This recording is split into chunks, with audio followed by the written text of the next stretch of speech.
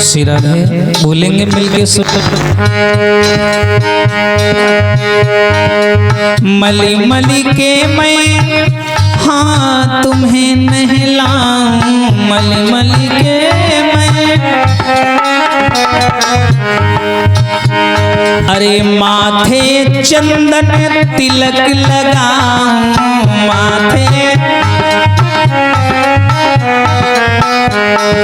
पूजा करूंगी सुबह शाम। अरे पूजा करूंगी सुबह शाम, शाम रे आए जइयो यमुना किनारे मेरो गाँव।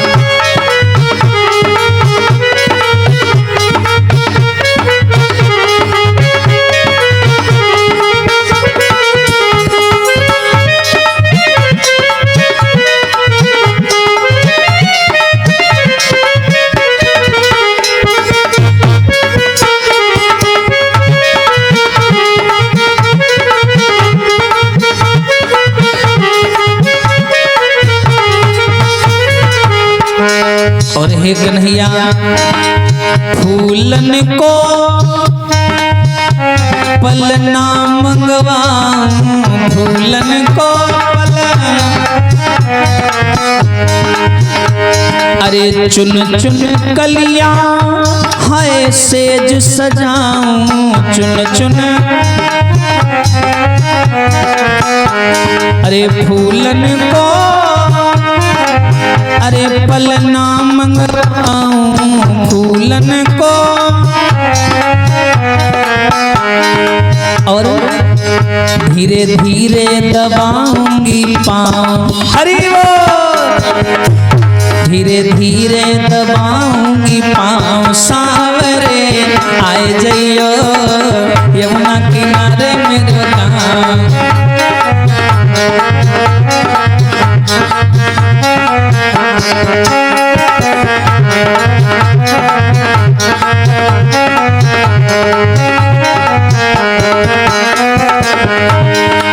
आए जइयो प्रभु, आए जइयो, आए जइयो प्रभु, अरे यमुना किनारे मेरो गाँव, सावरे आए जइयो।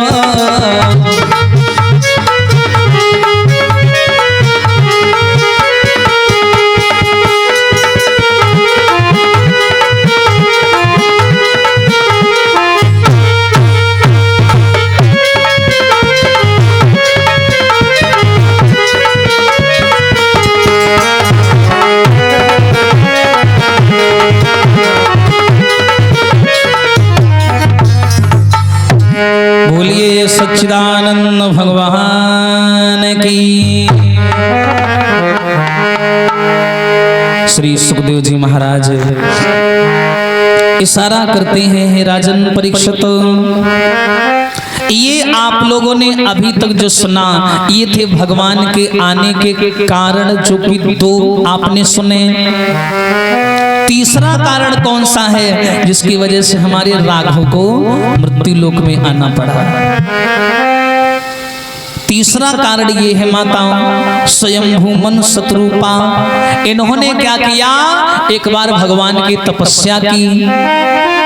भगवान जब प्रकट हुए विष्णु जी, कहा है वरदान मांग लो, तो इन दोनों ने कहा ऐसा करो प्रभु, आपकी छवि बड़ी सुंदर है, श्यामल सुंदर गौर शरीरा, ऐसा करो आप ही हमारे घर में आकर के हमारे पुत्र बनो।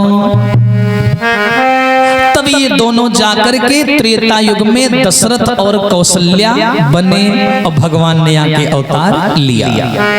ये थे तीनों कारण राम जन्म के हेतु अनेका। अब आइए देखते हैं राघव कैसे आए, एक बार मिलके जयकारा लगाएंगे। बोलिए तुलसीदास महाराज की।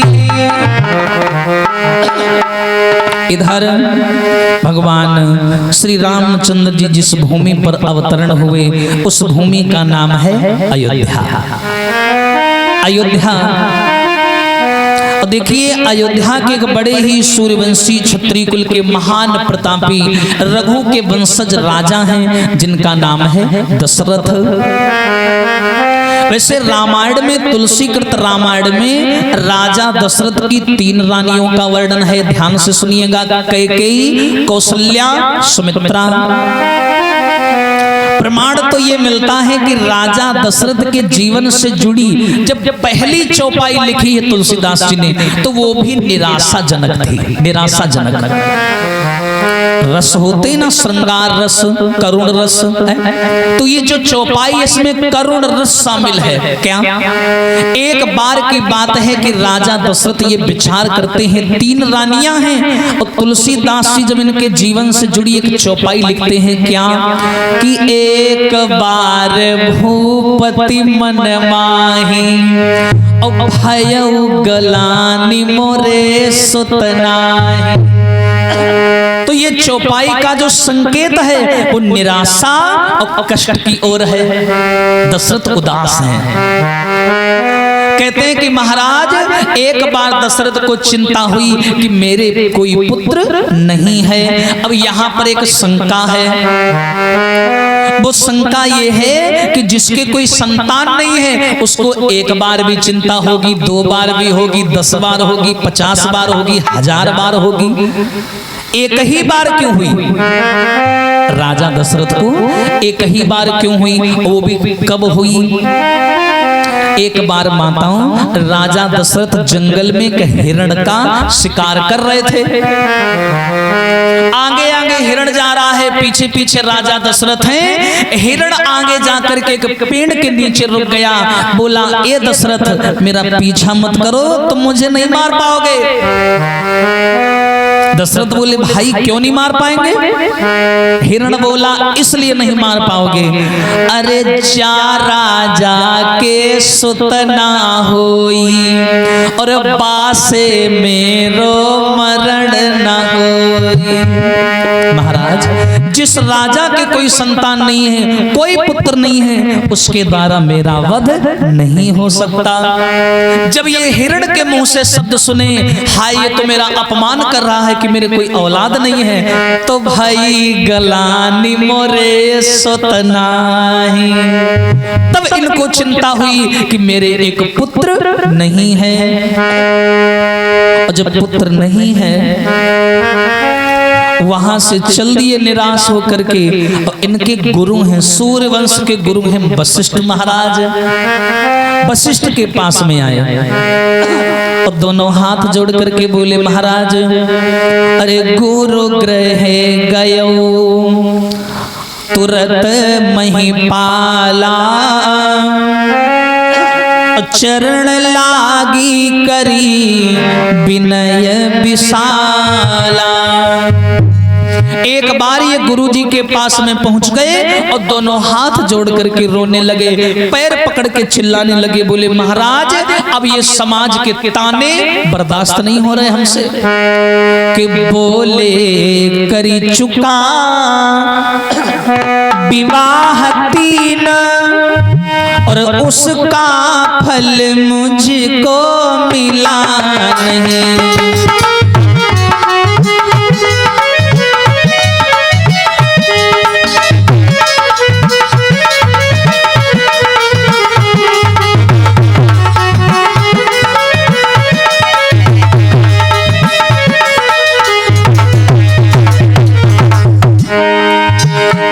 दशरथ अपने गुरु वशिष्ठ से कहते हैं, महाराज, बोले करी चुका विवाह 3 उसका फल मुझको मिला नहीं। गुरुदेव, चौथा पन आने वाला है, एक कमल अभी तक खिला नहीं। चौथा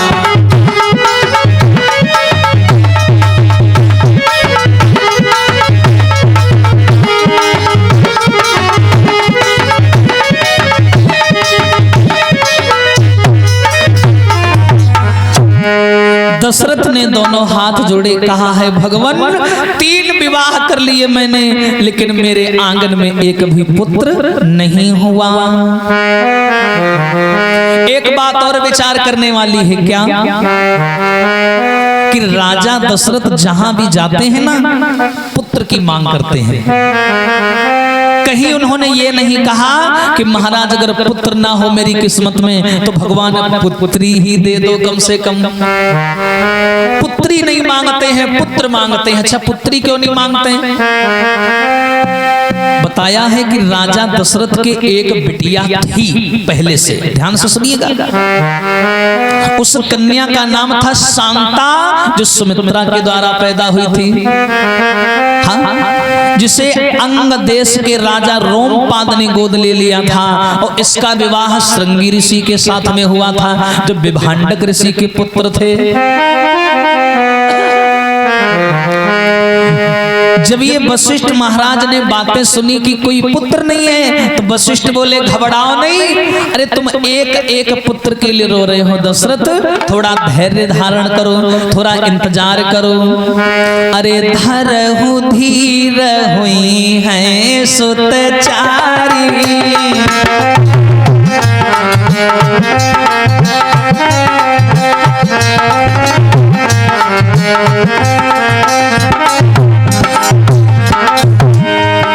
बांधना है क्या?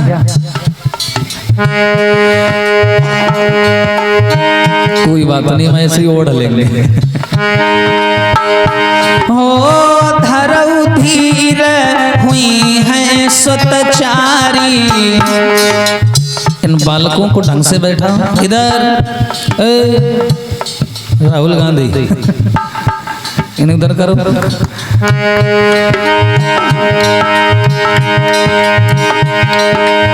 धरहु धीर हुई है सुतचारी, और त्रिभुवन विदित भगति भयहारी।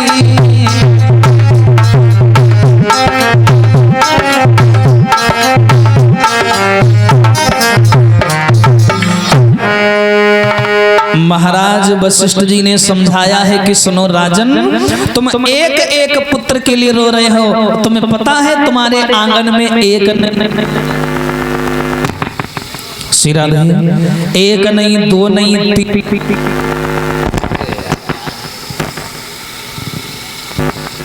एक झिंझक में बेच लाओ, पट्टी तो मिल रही है।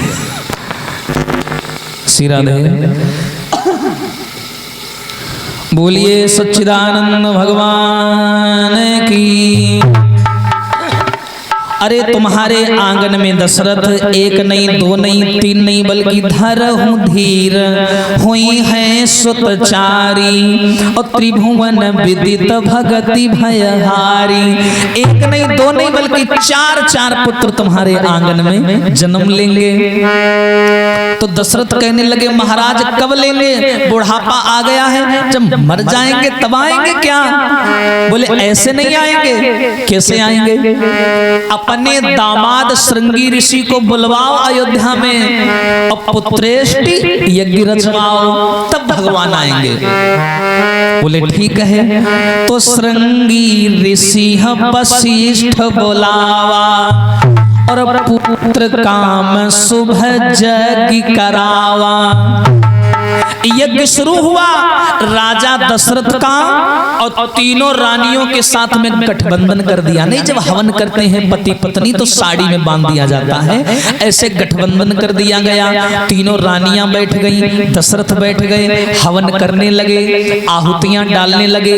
और जैसे अंतिम आहुति पड़ी, जिसको बोलते हैं पूर्णाहुति, जब पूर्ण आहुति पड़ी तो भगति सहित मुनि आहुति दीन है, प्रगटे अग्नि चारु कर लीन है।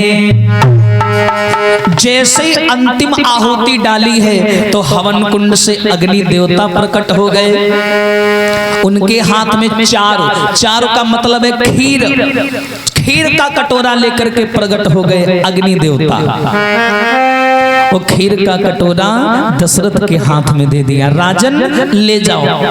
अरे यहाँ हवि बांटते हुन पजाई और जथा जोग जही भांति बनाई। ऐसा करो, ये प्रसाद ले जाओ खीर का, अपनी तीनों रानियों में बराबर बराबर बांट देना, तो तुम्हारे घर में एक नहीं दो नहीं बल्कि चार चार पुत्र रतन जन्म लेंगे। बोलिए सच्चिदानंद भगवान की। दशरथ ने वो खीर का कटोरा लिया, माताओं बड़े प्रसन्न हो गए और आंगन में आए, तीनों रानियों को लाइन से खड़ा किया, आ जाओ। अब प्रसाद बांट रहे हैं। कैसे बांट रहे हैं कि अर्ध भाग कौशल्य ही दीन्हा, वही भाग आधे कर कीन्हा।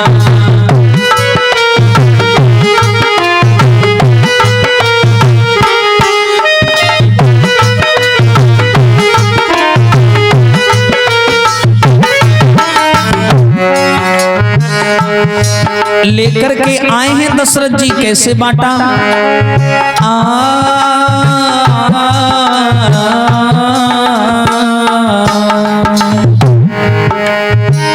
अर्ध भाग कौशल्य ही दीन्हा, वे भाग आधे करी कीन्हा।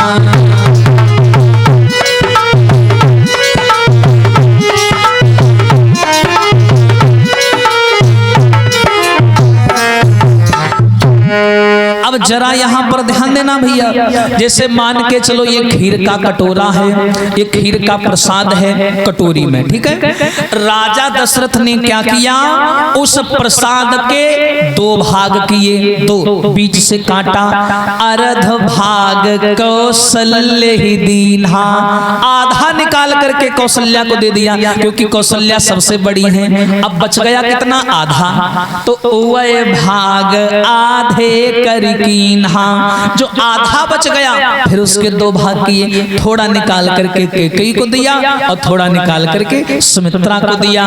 अच्छा, कौशल्या ने सोचा कि हम सबसे बड़े हैं तो हमको ज्यादा मिल गया, तो कौशल्या ने अपने में से थोड़ा निकाल करके सुमित्रा को दे दिया और सुमित्रा ने अपने में से थोड़ा निकाल करके रत्ती भर दे दिया कैकेयी को। और इस प्रकार तीनों रानियों ने बराबर बराबर प्रसाद ग्रहण कर लिया। बोलिए सच्चिदानंद भगवान की। और जब तीनों रानियों ने प्रसाद ग्रहण किया, अच्छा तुलसीदास जी ने यहाँ पर एक बड़ा प्रसंग में नया मोड़ डाल दिया। क्या? तुलसीदास कहते हैं जब रानियों ने प्रसाद खाया तो तीनों रानियों के गर्भ में, गर्भ शब्द आया है, गर्भ में एक दिव्य ज्योति प्रवेश कर गई। क्या बोले? दिव्य ज्योति प्रवेश कर गई। तुलसीदास का कहने का मतलब है कि भगवान गर्भ में आ गए। और एक तरफ तुलसीदास कहते हैं कि भगवान अजन्मा है, न जन्म लेता है न मरता है। भगवान तो अवतार लेते हैं ना। जब भगवान अवतार लेता है तो तुलसीदास जी ने गर्भ का वर्णन क्यों किया? क्योंकि भगवान तो गर्भ में आती नहीं है, अजन्मा है, वो तो अवतार लेते हैं। अवतार में जन्म में फर्क है। परमात्मा अवतार लेता है और अपनी लीला करके अंतर्ध्यान हो जाता है, मरता नहीं है और न जन्म लेता है। ये जन्म तो हम दुनिया वालों ने नाम दे दिया, और फिर भी तुलसीदास गर्भ का वर्णन करते हैं। क्यों करते हैं? आइए इस पर थोड़ा व्याख्या करते हैं इसकी। बताते हैं जो गर्भ में आने की प्रक्रिया है, ये संसार का एक नियम है। और नियम बनाया किसने? भगवान ने। यानी मनुष्य जब जब संसार में आता है तो संसार में आने से पहले उसे मां के गर्भ में आना ही पड़ता है। और वो राम है, कृष्ण नहीं है जो सोचे विचारे बिना काम करेंगे। राम है मर्यादा पुरुषोत्तम की उपाधि उन्हें ऐसे नहीं मिल गई है। जाने कितने संघर्ष की आम आदमी का जीवन जिया था भगवान ने। उनके जीवन में, राम के जीवन में यही तो विशेषता है कि कोई भी चमत्कारी काम किया ही नहीं उन्होंने कि हाँ ला मंत्र मार दिया तो ये काम हो गया, शक्ति फेंक दी वो काम हो गया। जितने काम किए आम मनुष्यों की तरह किए भगवान ने।